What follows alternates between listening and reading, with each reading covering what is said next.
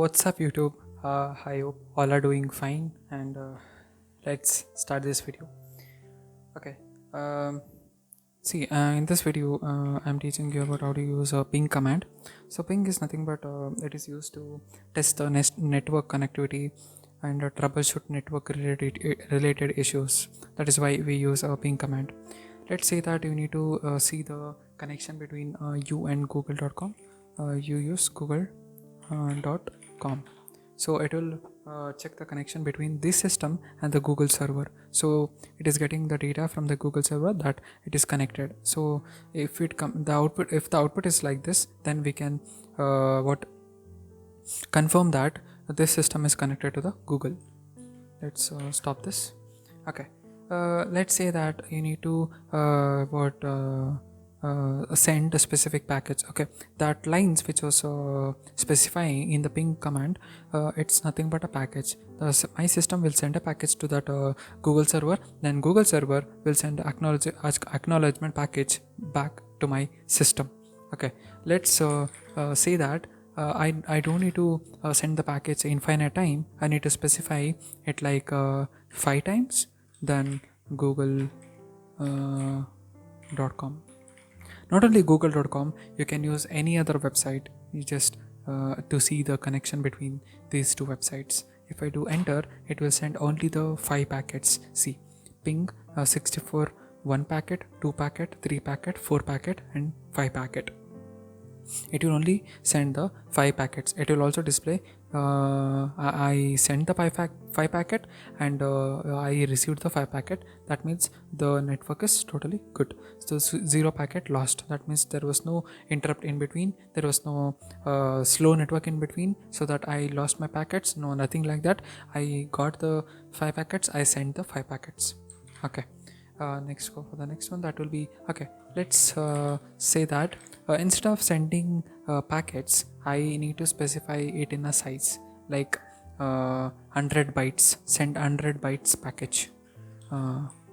Packets, not package. Sorry. Package. So it will send 100 bytes of data as a 100 bytes of data as a one package. I guess that is how it sends. Sending 100 bytes will take a time. Let's specify it to 10 bytes. Okay, so it is sending 10 bytes, 18 bytes, like that. Okay. Okay, let's go for the next one. That will be using W. Okay, let's say that ping -w and like 5 like 2 and google.com. Okay, so what is this W is doing? It's nothing but it is setting the timeout. So if it is more than 2 seconds, then just come back and send again the packet and get again the packet. So if it is more than 2 seconds, it will not wait.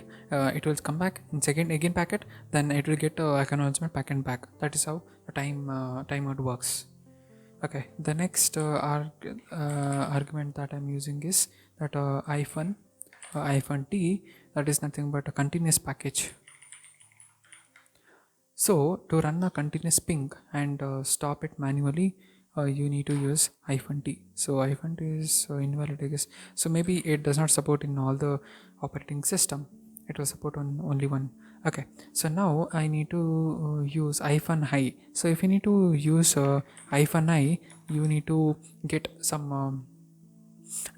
driver's name. So if you need to get driver's name, you need to do if config. If you do if config, you can use enp0s3 is ethernet, and LO will be the my Wi-Fi network.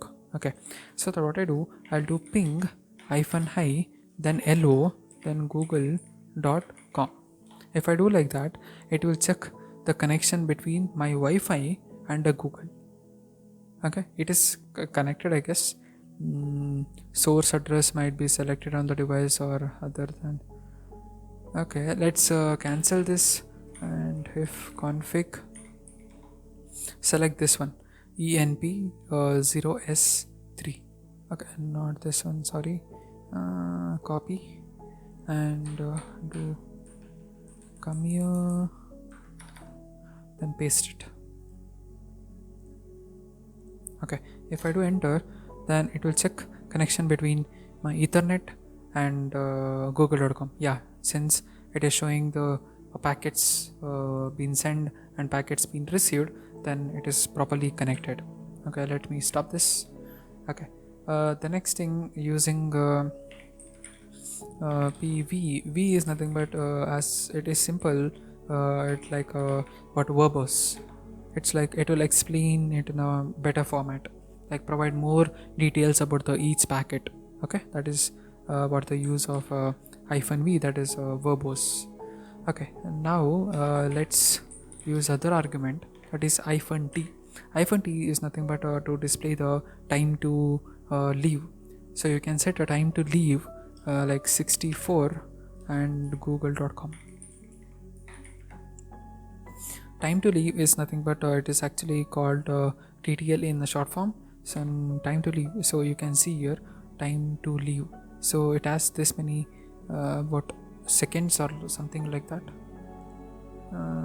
Yeah, time to yeah, something like that, time to leave. So it has been 51 millisecond or something like that, 5148 milliseconds. Yeah, time to leave. Yeah, it takes 55 milliseconds for one packet to be received. Yeah, something like that. Okay, so if you use ping -capital D and target will be google.com, it is nothing but it will display the timestamp. See, it is displaying the timestamp. See, it is displaying the timestamp. Everywhere it is displaying the timestamp. That is why we use what -d. Let me stop this, clear the screen. If you don't know how to use a ping command, then you can go for help. It will show all the arguments which can be used. There is many arguments for using audible ping and adaptive ping and strictly source address and stop after replies and stop after this many counts and print a timestamp as I showed you, and use a socket option and a flood ping and a ping help and exit, and I, as I showed you, I is basically used to specify a particular what interface name. That will be what we used is ANP 03 like that, and your seconds between send packets, this many seconds intervals, and L for loopback, and capital L for loopback, and small l for a number of packets. Okay, M for tag up packets going out, and M for define MU discovery can be used once. There is many commands, just you can just explore it. Okay, not only the commands which I showed you, you can also check the what version.